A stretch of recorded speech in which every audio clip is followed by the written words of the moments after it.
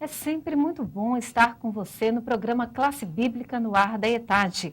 Hoje nós vamos estudar a lição 7 do nosso curso História da Igreja, dos Primórdios até a Atualidade. Vamos então ao estudo da nossa lição número 7, na página 103. Nós vamos estar estudando a Contra-Reforma. Já vimos bastante nas aulas anteriores a respeito da reforma. Eu queria já destacar no início duas características da Contra-Reforma. Primeiro, uma renovação interna, uma reforma dentro da própria Igreja Católica Romana. Vocês devem observar que nós aqui falamos que essa era a primeira intenção de Lutero. Segunda característica, uma reação externa em oposição ao protestantismo. Nós vamos estar estudando detalhadamente mais tarde a Contra-Reforma e como isso aconteceu. A Contra-Reforma começa agora em 1541 e ela tem três, na verdade, instituições que auxiliam e que vão ser os agentes da Contra-Reforma. Primeiro, a Sociedade de Jesus, segundo, a Inquisição e terceiro, o Concílio de Trento. Vamos agora, então, ao esboço da nossa lição. Primeiro texto, os jesuítas. Segundo texto, elementos de combate à reforma. Terceiro texto, a Guerra dos 30 Anos. Quarto texto, as missões católicas. Observe na página 104 os objetivos da lição. Ao concluir o estudo dessa lição, você deverá ser capaz de, primeiro, mencionar o nome do fundador da Ordem dos Jesuítas. Segundo, explicar o papel do Concílio de Trento como elemento de combate à reforma protestante. Terceiro, citar dois fatos relevantes da Guerra dos 30 Anos, ocorrida no período de 1618 a 1648. E quarto, mostrar duas regiões do mundo alcançadas pelas missões católicas. No texto número 1, nós vamos estar estudando os jesuítas. É interessante observar que a Igreja Católica Romana, no início, ela não se deu conta da ameaça do protestantismo. E só 25 anos depois é que ela inicia, então, um processo de reforma interna e também de criar alguns dispositivos para ir contra o protestantismo, para, enfim, cessear o crescimento do protestantismo. E o texto número 1 vai falar sobre os jesuítas, a formação da Sociedade de Jesus, que foi um enorme passo que a Igreja Católica tomou no intuito de fazer parar o protestantismo, enfim, a pregação evangélica. Quem eram os jesuítas? Eles foram fundados por Inácio de Loyola. Algumas características nós vamos estar vendo são bastante peculiares dos jesuítas. Por exemplo, a formação de educadores. Eles insistiam na educação em todos os níveis e isso foi uma coisa bastante positiva para a Igreja Católica Romana. Também o combate à heresia. E, por último, uma dedicação a missões estrangeiras. Nós falamos aqui que o seu fundador foi Inácio de Loyola. Quem foi ele? Conta a história que, quando jovem, adolescente, ele queria ser um soldado e chegou a participar de algumas batalhas. Só que ele saiu gravemente ferido de uma dessas batalhas. Então ele resolveu tornar-se um santo e começou a dedicar-se às coisas religiosas. E durante um certo período da vida de Loyola, nós vamos ver que ele está bastante próximo das teses de Lutero. Porém, no ponto número 2, o seu pensamento, você vai observar que ele não abria mão da lealdade à Igreja Romana. Ele considerava que a Igreja Romana detinha sobre ela toda a autoridade sobre questões relacionadas à fé. E exatamente nesse ponto, discordando de Lutero e dos outros reformadores, é que ele resolve então formar uma sociedade e a partir dessa sociedade de Jesus combater o que para ele eram os heréticos. O outro ponto vai nos falar sobre a organização da Sociedade de Jesus. Ela foi organizada em 1540, com 10 membros, tanto sacerdotes como leigos podiam ser recebidos nessa ordem. O outro ponto fala sobre o propósito e a organização da Sociedade de Jesus. Nós já falamos alguma coisa sobre isso, mas o autor deixa bastante claro e eu quero que você acompanhe essa leitura no final da página 105. O propósito da sociedade era promover o progresso eclesiástico e lutar contra os inimigos da Igreja Católica Romana por todos os meios possíveis. Quem eram os inimigos? Eram os protestantes. Métodos de combate. Quais eram os métodos que os jesuítas começaram então a utilizar? Primeiro, eles promoviam reuniões atraentes com a presença de hábeis pregadores. Isso, na verdade, era um ponto positivo para a própria igreja, porque para pregar bem era preciso que eles lessem as Escrituras. E o que nós vamos perceber é que houve uma reforma com isso dentro da vida moral e espiritual dos sacerdotes, daqueles que faziam parte da Igreja Católica Romana. O segundo método era o incentivo à obra educacional. Terceiro método, abriram escolas primárias que logo se enchiam, pois o ensino era gratuito e qualificado. Na verdade, os jesuítas, quando nós formos olhar a história, vamos ver que eles contribuíram em muito, principalmente na evangelização dos pagãos, usando exatamente essa ênfase à área educacional. Vamos agora ao texto número 2, elementos de combate à reforma. Nós já vimos aqui o primeiro elemento, que foi a criação da Sociedade de Jesus, ou os jesuítas. Nesse texto nós vamos estudar sobre o Concílio de Trento. Quando aconteceu o Concílio de Trento? Em 1545, e durou aproximadamente 18 anos, dividido em 3 sessões. Por que fazer o Concílio de Trento? Por que realizar esse concílio tão longo? A igreja, exatamente por sentir as investidas do protestantismo, ela sentiu-se agora na obrigação de criar um sistema teológico mais próximo do que era a sua realidade. Até então, a igreja estava muito envolvida no aspecto político e econômico e havia se distanciado do aspecto teológico. E exatamente isso que acontece durante o concílio. No final dele, a Igreja Católica firma as suas doutrinas. Nós vamos apenas resumir aquelas que nós consideramos ser as mais importantes para que você saiba. Primeiro, depois do Concílio de Trento e ao final deste concílio, ficou então declarado que não somente as Escrituras, não somente a Bíblia, mas outras escrituras tidas como canônicas, escrituras relacionadas aos pais da igreja, os escritos dos pais da igreja, também alguns livros apócrifos que existiam na tradução Vulgata. Você sabe que os livros apócrifos são os livros que foram incluídos quando da tradução do Velho Testamento hebraico para o latim. Nós conhecemos a Vulgata, eles foram incluídos por Jerônimo. São livros que foram escritos no período interbíblico. Então, a Igreja Católica também considerava os apócrifos como regra de fé para a Igreja. Não somente esses escritos, mas também a própria Igreja tinha autoridade sobre as questões relacionadas à fé. A autoridade última. E isso, mais tarde, trouxe muitos prejuízos à Igreja Católica Romana, exatamente por não ter se posicionado como a Igreja Protestante, estabelecendo a Bíblia como única regra de fé. Um segundo posicionamento da Igreja Católica Romana ao final do Concílio de Trento foi exatamente confirmar os 7 sacramentos que nós já vimos aqui. Era o batismo, a Eucaristia, a confirmação, a penitência, a extrema-unção, ordem e matrimônio. Uma terceira posição foi o de reafirmar a justificação pela fé. Só que, diferentemente do protestantismo, eles asseguravam que a justificação pela fé deveria ser seguida também de obras. Nós vamos ver agora o segundo ponto, que nos vai falar sobre a Inquisição e o Index. Nós já estudamos sobre a Inquisição. O que era o Index? A congregação do Index, como era chamada, era uma lista de livros que os católicos não poderiam ter acesso. Esses livros eram exatamente os escritos dos reformadores. Estava incluído aí também uma restrição a qualquer tradução que não fosse a tradução Vulgata. Nós já aqui falamos que a tradução Vulgata, feita por Jerônimo, incluía os apócrifos. Então, os católicos romanos não podiam ter acesso a qualquer outra tradução. Isso dificultou um pouco o trabalho dos reformadores, porque evitou que muitos católicos tivessem acesso aos seus escritos. Essa era exatamente a intenção da congregação do Index.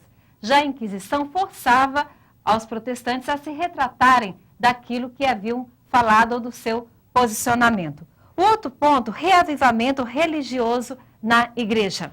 É interessante você observar que no final desse parágrafo o autor coloca uma frase que eu quero destacar e comentar um pouco sobre essa frase. Ele diz o seguinte: muitos desses perseguidores eram sinceros em seu zelo que julgavam cristãos. Nós vamos ver que durante a Reforma e a Contra-Reforma houveram excessos de ambas as partes. E os excessos que houveram na Reforma quanto na Contra-Reforma foram exatamente por aquilo que nós chamamos um zelo excessivo. O zelo excessivo, ele cega e leva ao fanatismo. Isso não é alguma coisa que aconteceu apenas naquele período, mas ainda hoje, se nós não vigiarmos, se nós não tivermos uma atitude prudente, isso pode acontecer também em nosso meio, em nossa sociedade, em nossas igrejas. O catolicismo romano, como nós já estudamos em outras aulas, ele não tinha ideia do quanto o protestantismo iria avançar. E nós vamos ver nesse texto que em 1560 ele se encontra então no seu ponto mais baixo. E aí ele começa uma ofensiva contra o protestantismo através da Contra-Reforma e também do apoio, principalmente do imperador da Alemanha e dos soberanos da França e da Espanha. O nosso último ponto, reconquista da Igreja Romana. Você vai encontrar aqui muitas batalhas acontecidas entre a Igreja Católica Romana e os protestantes nas diversas regiões. Nós vimos na aula passada a reforma em diversos países e você vai ter retratado aqui essas batalhas. Eu quero apenas salientar logo no final um episódio muito interessante. Diz assim que a Igreja Católica tentou dar o golpe de morte no seu inimigo mais poderoso. Quem era? A Inglaterra, enviando sob Filipe II da Espanha a grande armada espanhola. Mas os combates ingleses e uma terrível tempestade destruíram a grande armada e a Inglaterra protestante salvou-se naquela situação, naquele episódio. Nós sabemos que Deus estava dentro dessa situação. Vamos agora ao texto número 3, a Guerra dos 30 Anos. Vamos primeiro entender esse momento que antecede a Guerra dos 30 Anos. Nós já conversamos um pouquinho sobre isso, sobre a paz de Augsburgo. O que era essa paz? Na verdade, foi alguma coisa estabelecida para dar uma trégua nas batalhas e nas guerras que estavam se sucedendo e que estavam minando as forças da Igreja Católica Romana e também dos protestantes. Haviam já consequências econômicas e políticas bastante trágicas para a sociedade. Mas o que estabelecia essa relativa paz? Primeiro, que eles teriam o direito, isso aconteceu principalmente na região da Alemanha, de escolher entre o catolicismo e o protestantismo. Só que isso não prevaleceu por muito tempo. Acompanhe na página 109, no último parágrafo.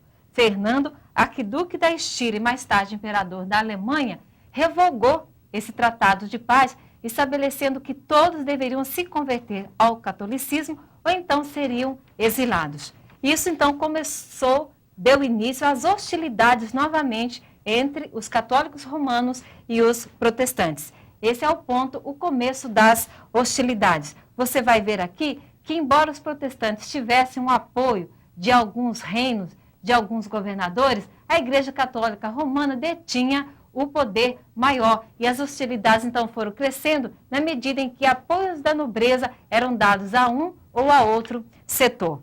A continuação das hostilidades. Aqui nós vamos estar estudando o que os historiadores consideram o estopim da Guerra dos 30 Anos. Nós já vimos que Fernando começou então uma perseguição aos protestantes. E exatamente nesse momento, agora eleito rei da Boêmia, ele começa a mandar que queime-se os templos e que os protestantes então sejam expulsos da Boêmia de onde eles estavam. E aproveitando da ausência do rei, alguns parlamentares protestantes invadiram o conselho e pediram a eles uma explicação daquilo que estava acontecendo. Como eles se negassem a retratamento, eles foram então jogados por aqueles protestantes bastante exaltados pela janela para um lamaçal que estava do lado de fora. E aí então, como eu já disse, aconteceu o que nós consideramos o estopim da Guerra dos 30 Anos. Em seguida, os protestantes tomaram conta da cidade, estabeleceram um governo provisório e teve começo então a prolongada luta. Nós vamos ver que Deus usou um homem, Gustavo Adolfo, rei da Suécia, que na verdade, numa situação de grande perseguição à igreja, salvou a causa protestante. Se nós fôssemos estudar detalhadamente a Guerra dos 30 Anos, nós vamos ver quanto Deus interviu naquelas batalhas a fim de salvar a causa da reforma. Na verdade, a Guerra dos 30 Anos, ela dilacerou toda a Europa Central. E foi exatamente por isso que aconteceu, então, um momento de se estabelecer uma paz, ainda que, nós vamos ver mais tarde, uma paz relativa. Exatamente porque a Alemanha já havia perdido, durante a Guerra dos 30 Anos, mais de um terço da sua população. Ela pôs fim à guerra, então, à Paz de Westfália, em 1648. Nós vamos agora estudar o nosso último texto, as missões católicas. Somente a Igreja Católica, nesse período, cuidou do trabalho missionário dos pagãos. É interessante isso, né? Nós vamos ver que com as grandes descobertas, as grandes navegações, principalmente os jesuítas e mais tarde também outras ordens católicas romanas, elas então invadem esses países recém-descobertos, levando a fé romana. E por que não os protestantes? Porque a fé protestante estava ainda muito envolvida com seus problemas internos, com as suas próprias dificuldades.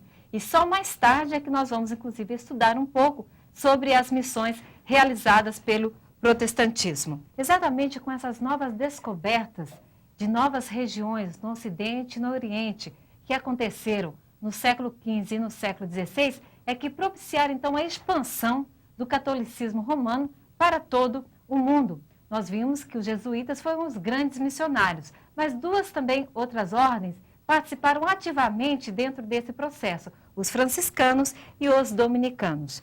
Os maiores missionários foram, sem dúvida, os jesuítas, e eles tiveram um papel muito importante na colonização dessas novas terras.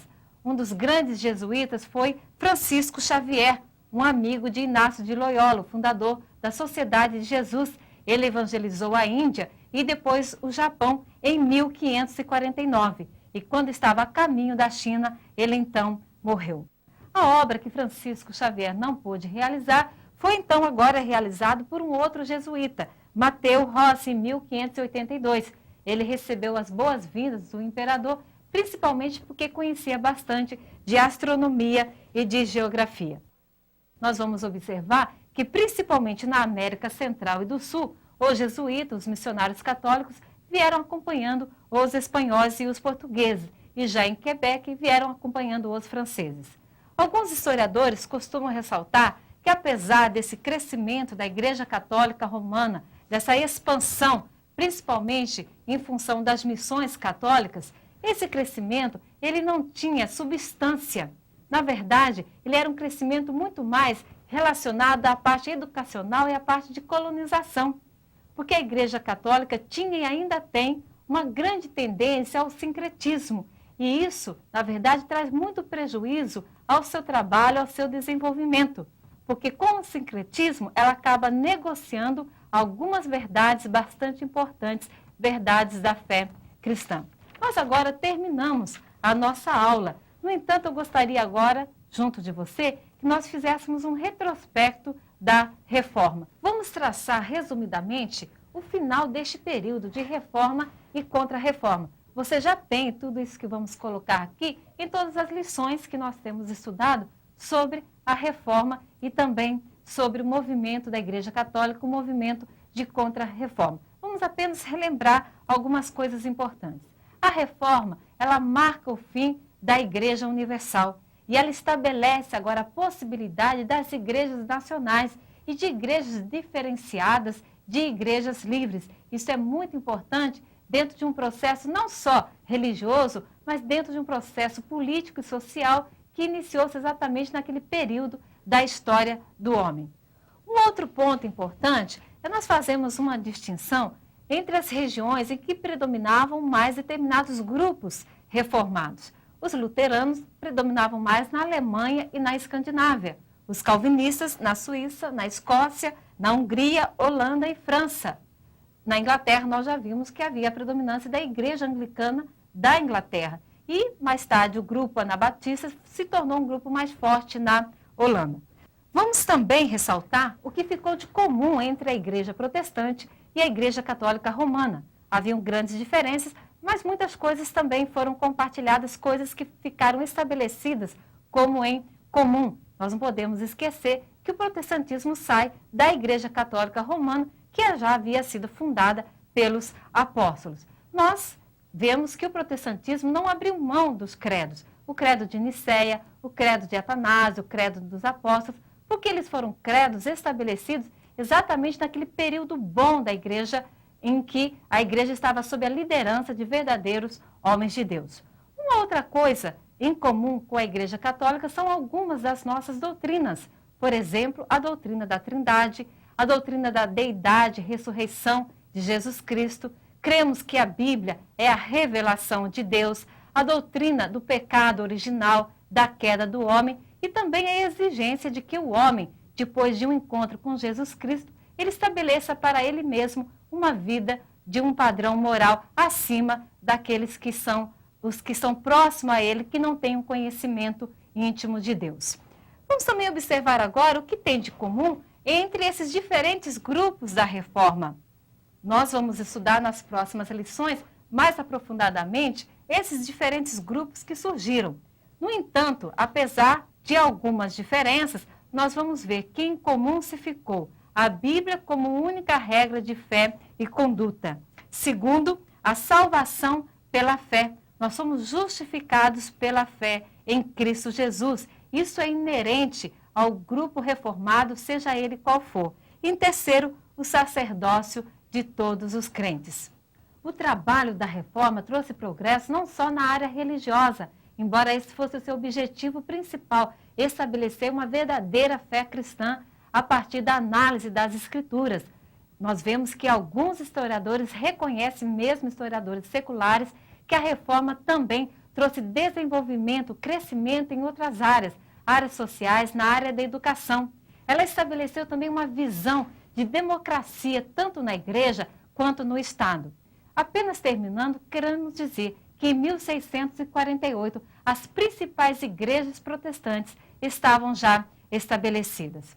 Queremos encerrar reafirmando que nós cremos, então, pela leitura da Bíblia Sagrada, pelo exame nas Escrituras, na justificação pela fé, que a Bíblia Sagrada é a única regra de fé e conduta para o cristão e cremos também no sacerdócio universal de todos os crentes. Que Deus o abençoe, foi um prazer estar com você nessa aula e eu aguardo então na nossa aula seguinte, onde nós vamos estar estudando a Igreja na Europa de 1648 a 1800. Que Deus o abençoe.